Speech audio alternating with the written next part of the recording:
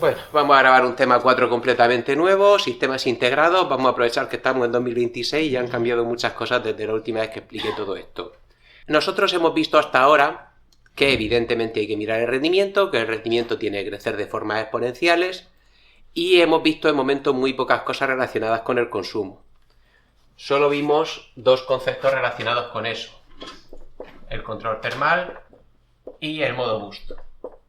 Os recuerdo un poco de qué iba aquello.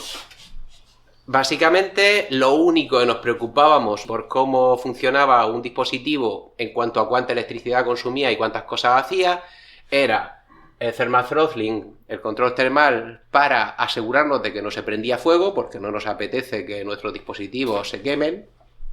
Y no estoy hablando de forma figurativa, literal, que se prendían fuego. Y el modo boost para exactamente lo contrario, nos apetece que funcionen lo más rápido posible cuando puedan. Y eso lo hacíamos exclusivamente para consideraciones prácticas. Ahí no estaba el concepto de rendimiento por vatio, simplemente estábamos funcionando con el concepto de rendimiento por euro. ¿Qué es lo que pasa? Que en el momento en el que tenemos sistemas integrados, evidentemente no desaparece el rendimiento por euro, pero se mete muy fuerte el concepto de rendimiento por vatio. Los vatios, no estamos en clase de electricidad, no voy a explicar lo que es un vatio, no nos importa demasiado, simplemente es una medida de cuánto consume un dispositivo. Y vamos a empezar a tomar números de referencia. Vamos a empezar por el componente más bestia que hemos visto, que era la 5090, que eran 600 vatios. Entonces sabemos que 600 vatios es mucho. También sabemos que fuentes de alimentación lo normal es que tengan 500, 600, 700 vatios, cosa por el estilo. Una fuente de alimentación con muchísimo vatiaje tiene 1000 y pico vatios, todo eso lo hemos visto. Esa es más o menos la referencia. Un ordenador suele consumir, pues es unos 300, 400, 500, 600 vatios, un ordenador normal y corriente en esos rangos. Con eso tenemos una idea aproximada de, pues eso, de qué es un vatiaje alto, qué es un vatiaje bajo y demás.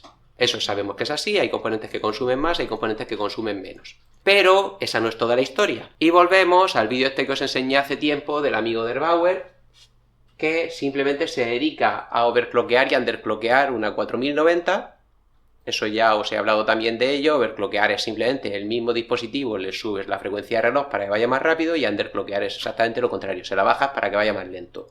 ¿Por qué alguien le bajaría para que vaya más lento? Pues de eso es de lo que quiero hablar. Fijaos, en ese diagrama, el consumo sube básicamente de forma lineal.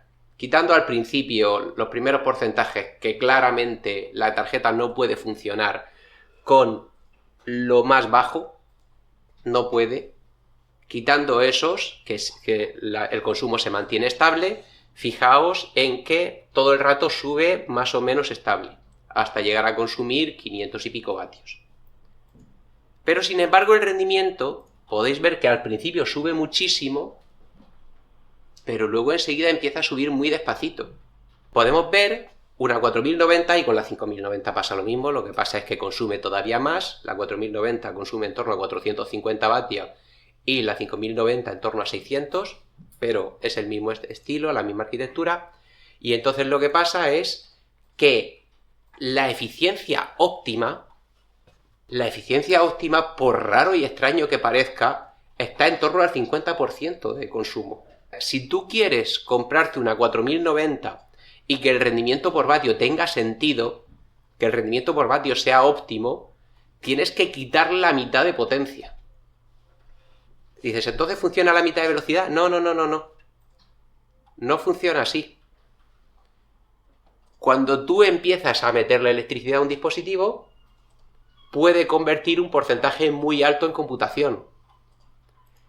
Pero sin embargo, llega un punto en el que cuando empiezas a meterle más, puede convertir a veces, porque otras veces no, otras veces overclockear dispositivos solo nos sirven para que consuman más y no obtienen ninguna mejora de rendimiento. Pero incluso en el mejor de los casos, el dispositivo consume muchísimo más y tiene solo un poquito más de rendimiento. Por tanto, el rendimiento por euro mejora, porque la tarjeta nos ha costado los mismos 3.000 o 4.000 o 5.000 pavos. El mercado está loco, no sé lo que vale una 4090 y una 5090. Nos hemos gastado el mismo dinero, tenemos más rendimiento, el rendimiento por euro mejora. Pero el rendimiento por vatio nos lo cargamos. Entonces, eso en arquitecturas de sobremesa, quitando cosas como lo que os hablé, de que directamente se queman los conectores de alimentación, que evidentemente no nos interesa, pero quitando cosas como esa, el coste de la factura de la electricidad es incomparable con el coste de los componentes. Entonces, no nos preocupa demasiado. Y por eso solo nos hemos fijado en esto, en que no se prenda fuego y en que pueda funcionar más rápido sin problemas de vez en cuando lo necesite. Pero ¿qué es lo que pasa? Que luego nos interesa que existan los ordenadores integrados, los ordenadores como este que podemos llevarlo en el bolsillo. Y entonces, cuando necesitamos llevar el ordenador en el bolsillo o tenerlo en un factor de forma más pequeño,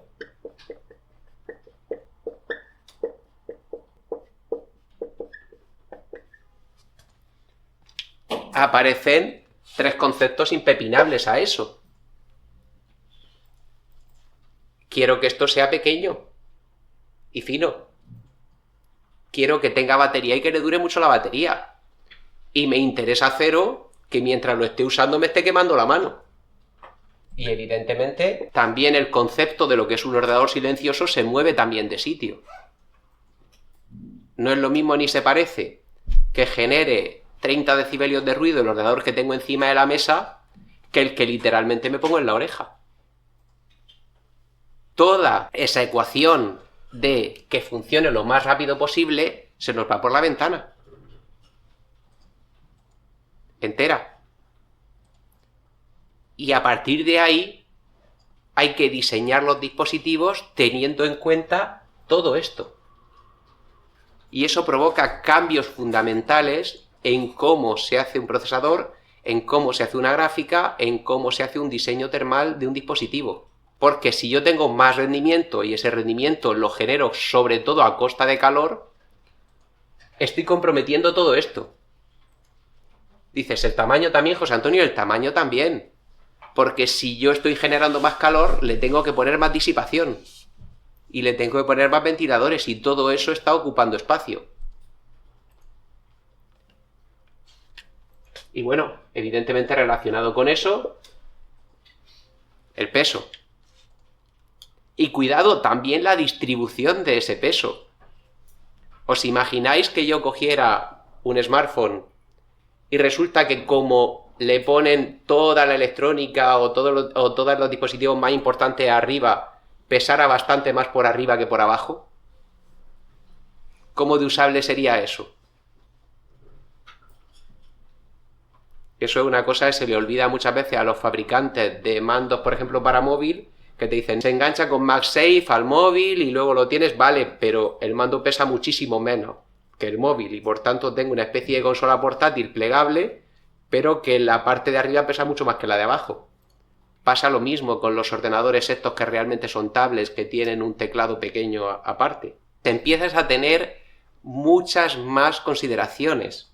Hay que diseñar todo junto y tienes que diseñar conjuntamente cómo vas a distribuir el chasis, cómo vas a poner la pantalla, procesador, tarjeta gráfica, software.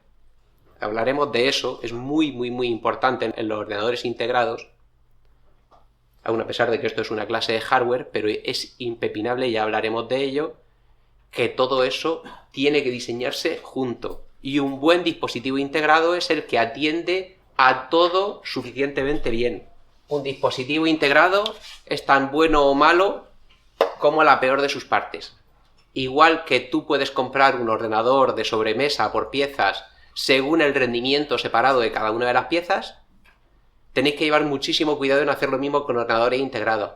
Porque entonces caéis en el típico error de comprar un móvil porque las especificaciones hardware son maravillosas, pero luego el software es basura.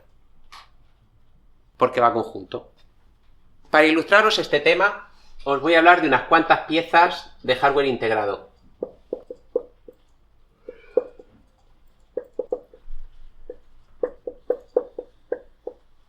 Cualquiera que esté viendo un vídeo de hardware no necesita que le presente lo que es la PlayStation 4.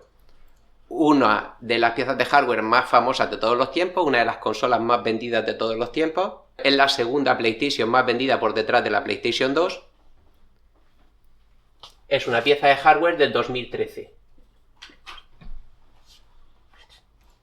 Bastante antigua ya, evidentemente, pero todavía en uso. Todavía se puede utilizar con normalidad, se puede comprar con normalidad y se pueden comprar juegos con normalidad. Todavía siguen saliendo juegos para ella. La Steam Deck de 2022 es la menos popular de estas tres que he puesto, pero es también una pieza de hardware muy interesante. El ordenador consolidado que fabrica Valve, que es la compañía de distribución de videojuegos más importante que hay en PC. Es un ordenador consolidado, un ordenador portátil con forma de consola portátil, que está diseñado específicamente para jugar a videojuegos utilizando la plataforma Steam de Valve. Y la Switch 2 de 2025 es la sucesora de una de las consolas más populares y más vendidas de todos los tiempos. La Switch ha vendido más de 100 millones de consolas, igual que la PlayStation 4. La Switch 1 es la segunda consola más vendida de todos los tiempos y quién sabe si llegará a ser la primera. Supongo que no, porque ya está en final de vida. Es una consola portátil, toqueable, que se puede enchufar también una tele y demás, y es también una pieza de hardware muy popular y muy interesante. ¿Por qué escojo estos tres? ¿Qué narices tienen que ver estas dos consolas y este ordenador consolidable entre ellos? Pues simplemente son una piedra de toque muy interesante para hablar de todo esto, porque son tres ordenadores integrados. Sé perfectamente que la PlayStation 4 no es portátil, pero sigue siendo integrada. Y son tres ordenadores integrados que tienen básicamente el mismo rendimiento. Cuando miras benchmarks, yo voy a poner los enlaces en la descripción a unos vídeos maravillosos. Los amigos de Fox y Digital Foundry se hacen benchmarks y dan resultados increíblemente similares, dentro de las dificultades que tiene comparar entre arquitecturas, que eso hablaré después. ¡Qué interesante!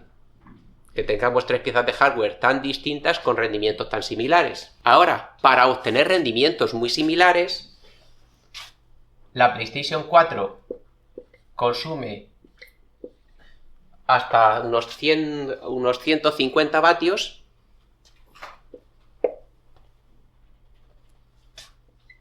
La Steam Deck, que lleva un procesador de 15 vatios, la consola entera consume hasta unos 24 vatios. Cuidado que aquí estoy haciendo trampas en la comparación, porque esto incluye toda la consola entera, incluida pantalla, controladores y todo, altavoces y todo. Aquí es solo. Aquí no viene el consumo de la tele, ni de los altavoces, ni de nada por el estilo. Y la Switch 2 entera, también con los controladores, la pantalla y demás, consume unos 8,6 vatios. Tomemos como referencia lo que habíamos dicho. Una barbaridad es unos 600 vatios en términos de ordenadores. Es muchísimo, es lo que consume a 5090. Vemos que la PlayStation 4 no consume demasiado, no es una cosa que nos llame especialmente la atención, y además eso fue el consumo inicial. Luego fueron haciendo PlayStation 4 más eficientes según fue pasando el tiempo. De esto ya hemos hablado, de que según va mejorando la tecnología de fabricación, se puede hacer el mismo procesador pero en un nodo más pequeño, y una vez que lo haces en un nodo más pequeño, puede funcionar con menos generación de calor y con menos consumo de vatios. Aún así, un 34% menos evidentemente sería muy interesante, pasaría a consumir todavía menos la PlayStation 4, pero fijaos la diferencia con la Steam Deck. La Steam Deck puede hacer el mismo trabajo que una PlayStation 4, aproximadamente, ya os digo que comparar entre arquitecturas es complicado, pero consumiendo una sexta parte de lo que consume la PlayStation 4. Y repito, las trampas las estoy haciendo en contra de la Steam Deck. Esta no lleva pantalla, esta sí. Pero es que, 3 años después, la Nintendo Switch 2 puede hacer aproximadamente el mismo trabajo con un tercio de lo que consumía la Steam Deck. Entonces, el tiempo evidentemente tiene que ver, lo que os he dicho, de que mejorando el nodo y cosas por el estilo puedes conseguir, pues como en este caso, las versiones modernas un 30% menos de consumo. Pero un 30% menos de consumo no es lo mismo que dividir por 6 o luego volver a dividir por 3. No es lo mismo. Sé que no llega a 3, 2 y pico. Entonces, ¿qué está pasando ahí? Lo primero, que esto es una arquitectura integrada, pero no es una arquitectura portátil. Esto no lleva batería, aquí no nos estamos preocupando especialmente del tamaño y no nos estamos preocupando especialmente del consumo. Aquí estamos todavía con las ecuaciones de rendimiento por euro, nada más. El rendimiento por vatio, de los 3 ejemplos que he puesto, aparece en estos dos. El Steam Deck y en la Switch 2. Y ya estaría. Es una cuestión de tamaño, de que no lleva batería y de que no nos importa demasiado el consumo. No está optimizado para eso. La PlayStation 4 y la PlayStation 5 llevan un procesador de AMD con gráfica integrada, custom, hecho específicamente para Sony, pero que funciona exactamente igual que un procesador de ordenador, con una gráfica de ordenador. Lo que lleva la PlayStation 5 es un Ryzen de tercera generación. La PlayStation 5 lleva más o menos un procesador equivalente a un Ryzen 3700. La PlayStation 4 todavía no existían los Ryzen. La PlayStation 4 lleva un procesador que se llamaba Bulldozer, que es una arquitectura antigua, que funciona bastante peor que los Ryzen. No nos vamos a meter en detalles de su historia antigua, pero simplemente que lo sepáis. Entonces, esto, que ya consume menos que un ordenador normal, lleva una arquitectura de AMD como la de un ordenador normal. Simplemente, como es un ordenador integrado, por ejemplo, no lleva gráfica discreta.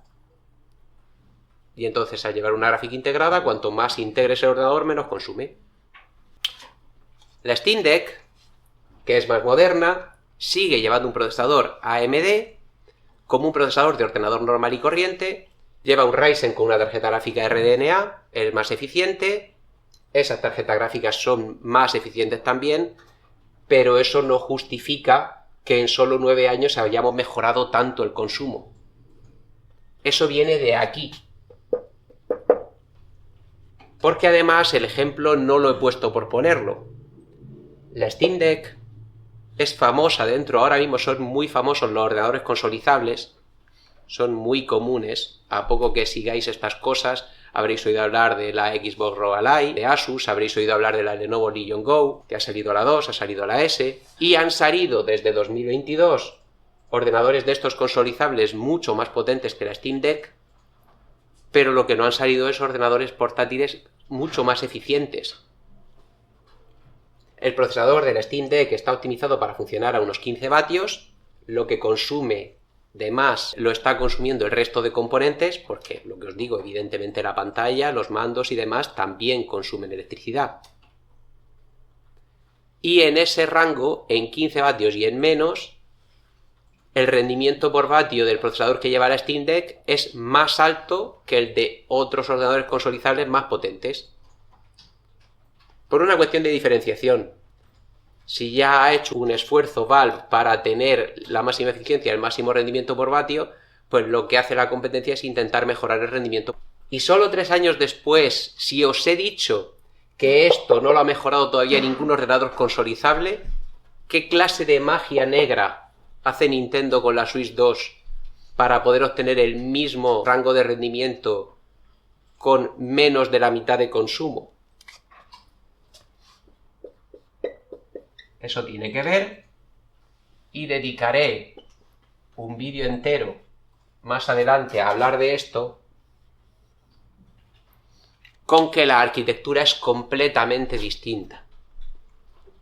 Hasta ahora, en todos los vídeos que os he puesto y en toda la arquitectura de lo que os he hablado siempre de esto, de los procesadores de AMD y de Intel, de la serie que se llama x86.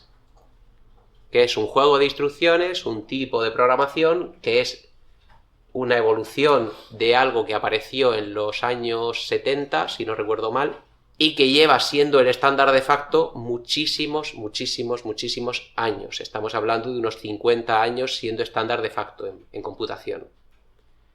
Pero, Como sabéis, cualquiera que tenga un smartphone en el bolsillo, a día de hoy, esto cada vez está cogiendo más terreno. Os pondré por aquí unas estadísticas de cuántos ordenadores hay ahora mismo con x86 y con ARM en el mercado, pero ahora mismo la segmentación es muy obvia.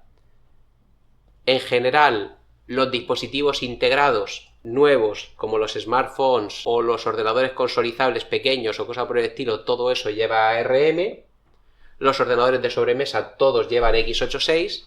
Y luego los ordenadores intermedios suelen seguir llevando x86, por ejemplo, la grandísima mayoría de ordenadores que llamamos portátiles, la inmensa mayoría suelen llevar x86, pero hay, a poco que hayáis mirado, hay una pequeña cantidad, porque es una pequeña cantidad todavía de ordenadores portátiles que llevan ya procesadores ARM, como por ejemplo los Chromebooks o los ordenadores portátiles de Qualcomm que llevan Windows 11 para ARM. Pero todavía tienen mucha menos potencia y mucha menos versatilidad que los que llevan x86. Entonces, hemos dicho que queremos todo esto. Revisemos rápido. La PlayStation 4 es mucho más grande que la Steam Deck, que a su vez es bastante más grande que la Switch 2. También el rango de peso se cumple, aunque la Steam Deck solo pesa un poquito más que la Switch 2, lo que es llamativo. Ahora os explicaré por qué. Batería. La PlayStation 4 no tiene batería, la quitamos de esa historia. Pero si la Steam Deck consume mucho más que la Switch 2, significará que a la Switch 2 le dura mucho más la batería. Tiene lógica, ¿verdad? Pues no. Porque la Steam Deck lleva una batería de 50 vatios hora y la Switch 2 lleva una batería de 19,74. Podríamos poner 20, pero ya que todo el mundo hace hincapié en los con 74, tienen menos de la mitad de batería. También tiene menos de la mitad de consumo. Si tú te pones a hacer test de laboratorio de simplemente ponerlas artificialmente las dos a trabajar al 100% todo el rato, tienen más o menos la misma vida útil de batería. Pero lo que pasa es que en usos reales no necesariamente vas a estar funcionando todo el rato al 100% de uso de todo. No es verdad. Entonces, en el momento en el que este tiene más rango para trabajar a menos vatiaje, tú puedes perfectamente poner el procesador de la Steam Deck, ponerlo a funcionar a 5 vatios en vez de a 15 vatios y sigue teniendo una eficiencia energética muy buena. Y de hecho lo hace automáticamente, ya hablaremos de ello. Lo que pasa es que en usos reales a esta le dura mucho más la batería que a esta. Y os decía lo del peso, que es llamativo, porque normalmente el contribuyente número 1 del peso de un dispositivo integrado portátil es la batería. Las baterías pesan una barbaridad. No sé muy bien qué magia ha hecho Valve aquí. También pasa con la Xbox Rogue Ally X, que lleva una batería grandísima de unos 80 vatios hora y sin embargo no pesa ninguna barbaridad. No creo que sea el caso, pero cuando os hable de los tipos de baterías, porque la grandísima mayoría de baterías, esto creo que lo comenté ya en un vídeo, son de iones de litio. Y eso tiene que ver con el cuidado de esas baterías y demás. De todas maneras, aquí os hablaré más de ello, con datos actualizados y con números actualizados, que para eso van pasando los años. Pero también tenemos un futuro en el que ya hay muchos dispositivos que llevan otro tipo de baterías, que ya era hora, porque las de iones de litio han sido estándar mucho tiempo, que son las de silicio-carbono. De eso ya os hablaré también en otro vídeo. Estamos solo estableciendo las bases de lo que vamos a hablar. Y luego también entraría en el peso la distribución del peso. A poco que hayáis tenido una Switch o una Switch 2 que tienen más o menos la misma distribución, pues no creo que haya nadie que me pueda decir que son especialmente cómodas. Son muy finas, son muy cómodas de llevar a cualquier sitio, de meter en un bolsillo grande y demás, pero no se llevan muy bien con el concepto de que tenemos manos de seres humanos. No tienen agarraderas, no tienen nada que se le parezca y cada uno busca la forma de ajustar las manos en torno a eso. Y además son muy densas, la Switch 2 es muy densa y muy pesada, aun a pesar de ser más pequeña que la Steam Deck y de tener bastante menos batería, pesa prácticamente lo mismo. Y eso también tiene que ver con la distribución de peso y con cómo se coge. No estoy opinando ni diciendo que haya nada mejor que lo otro, ni nada por el estilo, simplemente estoy enunciando más datos. Y podéis decir, José Antonio, pues sí que te están metiendo en cosas específicas, en tal, ¿vale? Pero es que es lo que os he dicho antes. Necesitas fijarte en todo junto. Porque si yo me compro un ordenador por piezas, yo a cualquier ordenador por piezas le puedo montar mi mando de videojuego favorito, mi teclado favorito o mi ratón favorito. Porque lo tengo por piezas. Pero si yo me compro el ordenador portátil mejor del mundo, que me encanta y demás, pero luego el trackpad, por ejemplo, es una auténtica basura, o el teclado es una auténtica basura, tengo un problema muy grande a la hora de utilizarlo. Entonces hay que llevar muchísimo cuidado con los ordenadores integrados, porque una sola cosa que esté mal para nuestro caso de uso nos puede destrozar completamente el presupuesto, nos puede destrozar completamente que ese ordenador integrado nos interese o no. ¿Cómo se pasa de aquí a aquí? Lo vamos a dejar para otro día, lo vamos a dejar para otro vídeo. Porque ya os digo, os tengo que hablar, hace ya tiempo que tendría que haber hecho un vídeo explicándoos qué diferencias tiene ARM, cómo funciona la arquitectura de ARM y por qué el rendimiento por vatio de ARM es tan brutalmente mejor que el de x86. Así que vamos a olvidarnos de momento de esto, lo dejamos para después y vamos a hablar de cómo se pasa de esto a esto. La primera parte os la he dicho ya, simplemente con tiempo.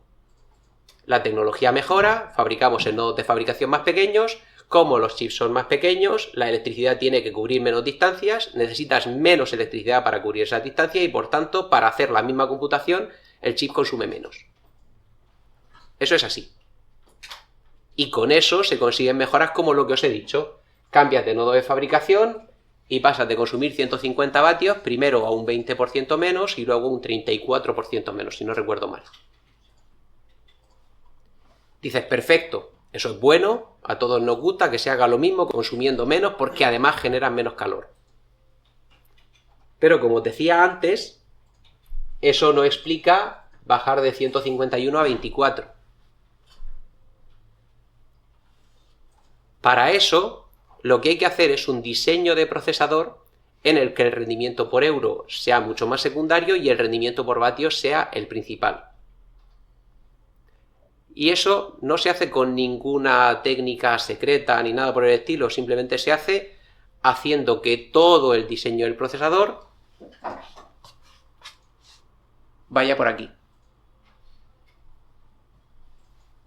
Por ejemplo, con lo que sabemos hasta ahora, velocidad en gigahercios, overclocking, modos boost, ¿tendrán mucho las arquitecturas integradas que merezcan ese nombre? No. El modo boost es importante en las arquitecturas integradas, pero exclusivamente para ese sentido de boost, para ese sentido de arranque corto. Cuando en un determinado momento necesitas que haga algo muy rápido y luego que descanse. Lo justo para que no acumule mucho calor y que ese calor se pueda disipar. El control termal, ¿cómo de importante es? Muchísimo, muchísimo. Pero además metiendo todo el diseño del ordenador y midiendo no solo la temperatura de los componentes, sino del ordenador entero. Porque acordaos de que el control termal en ordenadores de escritorio hablábamos de a los componentes electrónicos las temperaturas por debajo de 100 grados no les preocupan, entonces los controles termales eran a partir de 100 grados, normalmente le ponen un poco de margen y el control termal empieza a entrar a partir de 95 grados o cosas por el estilo, para asegurarte de que no se sobrecalientan los componentes. Pero si eso está en un dispositivo que yo tengo en la mano y donde ese componente que se está poniendo a 100 grados está a 3 centímetros de mis dedos,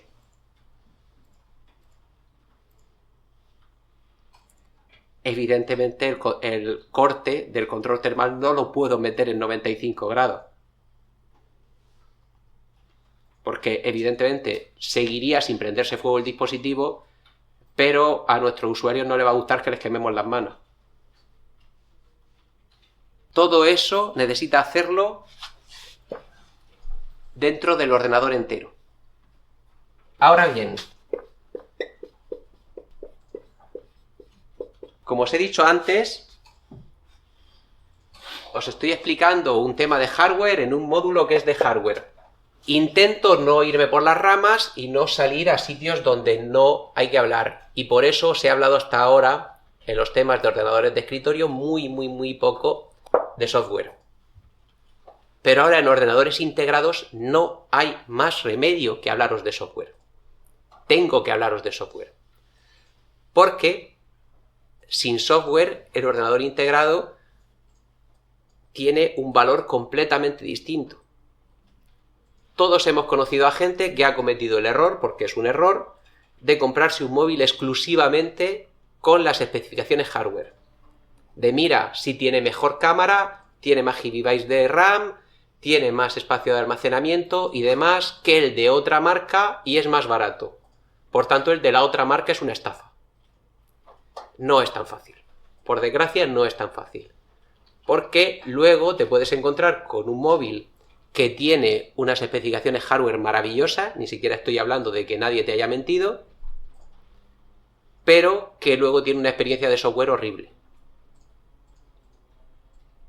Y todo eso sin meternos siquiera en ciberseguridad, porque a día de hoy todos centralizamos incluso nuestras finanzas en este ordenador. Si yo tengo aquí todas las aplicaciones del banco y me hackean este ordenador, tengo un problema bien gordo. Mucho más gordo que si me hackean cualquier otro de mis ordenadores. Entonces, vamos a terminar el vídeo de hoy hablando de eso, hablando de software. Vamos a empezar por las consolas. En las consolas, cuando hablamos del software de las consolas, el modelo de la Switch 2 o el modelo de la PlayStation 4 y el de todas las consolas a día de hoy es un modelo de no propiedad. Me explico. Si vosotros os leéis, que como mínimo deberíais echarle un vistazo a alguien que lo haya leído, los contratos de licencia que vienen con cualquier consola, luego los hay más draconianos y menos draconianos, pero todos los contratos de licencia de cualquier consola te dicen una cuestión absolutamente fundamental, que es que no es de tu propiedad.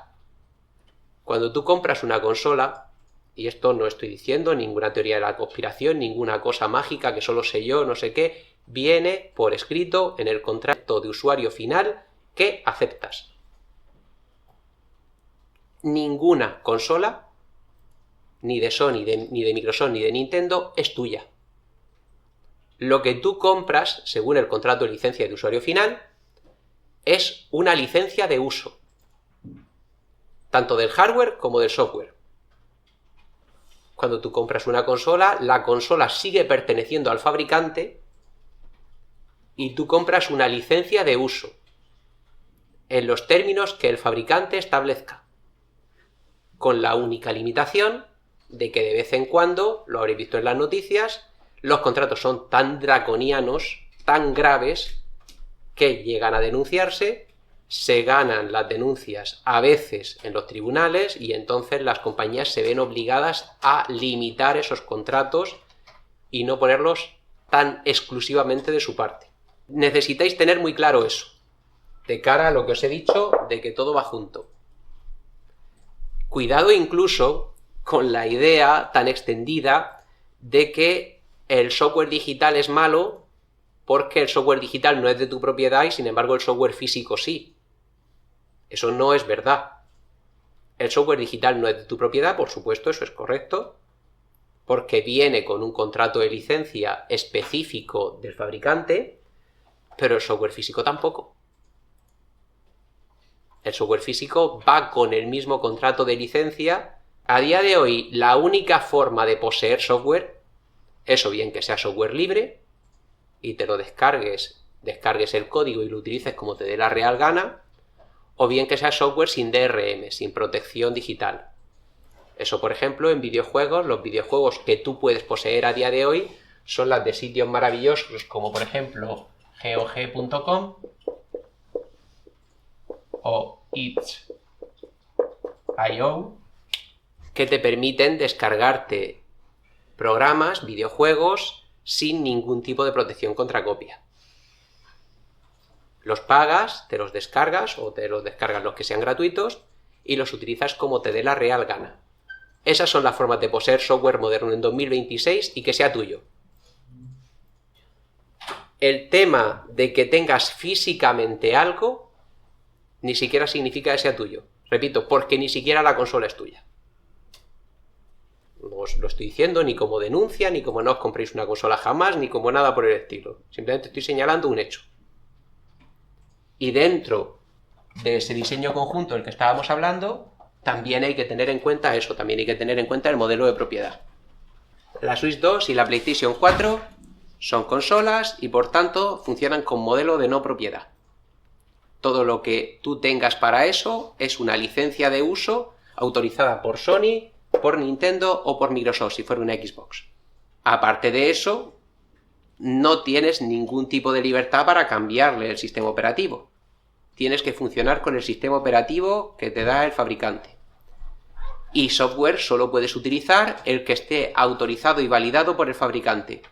Algunas consolas hay formas de rutearlas, de meterle homebrew, que se llama, que es software que han hecho aficionados y demás, gente que le gusta esto. Todo eso es perfectamente legal, no estoy hablando de piratería ni nada que se le parezca, pero también tenéis que tener en cuenta que todas esas cosas son delicadas desde el punto de vista, como os decía antes, de la ciberseguridad. Si yo le meto software que no es libre, que nadie puede consultar el código que ha hecho un señor en su casa, se lo meto a mi ordenador en a saber qué condiciones, pues puedo tener problemas luego de ciberseguridad. Pero eso no es normal.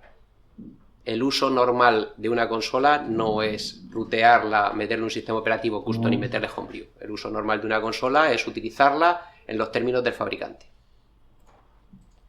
Y a partir de ahí ya nos ponemos a discutir quién es más malo, quién es más bueno y demás. Los términos más draconianos de las consolas actuales son los de Nintendo.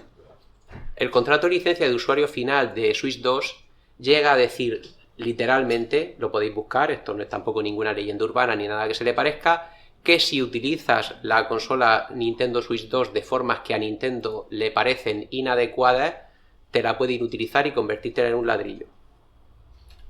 E inutilizártela a nivel software para que la consola no se pueda seguir utilizando, por haberla utilizado según términos distintos a los términos de licencia de Nintendo. No bromeo ni un poquito. ¿Eso es aceptable, inaceptable? ¿En qué condiciones? No soy quien para decirlo. Simplemente os estoy diciendo que si tú ves una Switch 2 y ves que puede correr, por ejemplo, el Cyberpunk 2077 mejor que una PlayStation 4, consumiendo solo esto, y te interesa eso mucho a nivel de hardware, perfecto, maravilloso. Puedes decir, las limitaciones software no me importan, por supuesto, pero lo que no puede hacer es ignorarlas, porque el hardware y el software viene conjunto. La Steam Deck es un PC, se puede utilizar como un PC y se le puede instalar un sistema operativo de PC. La Steam Deck viene con una distribución de Linux que se llama SteamOS, pero la BIOS está completamente libre y le puedes instalar lo que te salga de las narices. Le puedes instalar otra distribución de Linux, le puedes instalar Windows o le puedes instalar cualquier sistema operativo compatible con x86, como si te quieres instalar un FreeDOS, es asunto tuyo. Entonces dices, vale, aquí José Antonio está diciendo que en los ordenadores integrados tengo que tener en cuenta el software, aquí no, aquí le puedo instalar lo que me dé la gana. Hasta aquí lo tenéis que tener en cuenta, porque resulta que la Steam Deck, una de las grandes revoluciones que tiene es precisamente el SteamOS, el sistema operativo. Porque esto es un ordenador consolidado para videojuegos, que está optimizado para videojuegos y lleva un Linux. Pero lleva un Linux en un mercado en el que la grandísima mayoría de los videojuegos que existen solo funcionan para Windows. Y eso, que suena a una contradicción muy gorda, solo lo es parcialmente en el momento en el que Valve, aparte de gastarse una pasta en diseñar esto, también se ha gastado una pasta en diseñar esto. Y entonces, este sistema operativo viene con drivers específicos y con capas de compatibilidad específicas que se resumen en que la grandísima mayoría de los videojuegos que hay para Windows se pueden correr aquí sin absolutamente ningún problema, corriendo bajo una capa de traducción que además pierde muy poco rendimiento respecto a correrlos en nativo en Windows y en algunas ocasiones incluso lo gana. Incluso va más rápido. Por supuesto que puedes instalarle otro sistema operativo y utilizar otro software con ese hardware. Pero es que realmente no te conviene, no te interesa. Cualquiera que se compre un Steam Deck se la compra por el hardware y por el software al mismo tiempo. Solo si ese caso de uso del software no te interesa en absoluto, porque por ejemplo, los juegos que tienen protección contra trampas, que llevan anti-cheat, son mayoritariamente incompatibles con esas capas de traducción, porque las toman como trampas, y entonces el juego no arranca. Entonces, si quieres una Steam Deck, pero vas a jugar, por ejemplo, principalmente al Call of Duty en multijugador, ese juego no funciona a no ser que le instales un Windows. Pues ya está. Si ese es tu caso de uso, le instalas un Windows 11 y demás, y a partir de entonces tu combinación de hardware y software pasa a ser otra. Y ahí entonces te tienes que informar. Dices, entonces ahí ya no me importa el software. Tampoco sigue importándote, porque como el procesador que lleva es custom y lleva una gráfica específica y un procesador específico, los drivers de Windows de esa gráfica y ese procesador están bastante menos avanzados que los de procesadores más estándar, y por tanto el rendimiento de la Steam Deck en Windows 11 va a ser normalmente peor que el rendimiento en SteamOS. Y tienes que tenerlo en cuenta a la hora de tomar una decisión de si te interesa ese ordenador integrado o no. ¿Os dais cuenta lo poquísimo que estoy profundizando hoy, porque es el primer día, y la grandísima cantidad de variables que estamos metiendo ya? Sí. Y me estoy metiendo en poquísimos datos técnicos. ¿Estaréis de acuerdo conmigo? Regular. ¿Estás de acuerdo conmigo regular, verdad? Estarás de acuerdo conmigo cuando vayamos pasando semanas y me meta en muchísimos más datos técnicos. Voy a hablar en este tema mucho más de consumos, mucho más de experiencia de software, de capas de traducción, de capas de emulación, de cómo funcionan los procesadores de ARM, de cómo se distribuyen, se fabrican y cómo son las licencias de ARM. Voy a hablar de todo eso y vamos a profundizar mucho más en estos temas. De momento vamos a dejarlo aquí. ¿Dudas, preguntas? Me he ido. Quería ponerme en modo épico de cerrar arriba y mi cabeza ha hecho crack. Maravilla de la edición. Esto no se va a ver en el vídeo porque...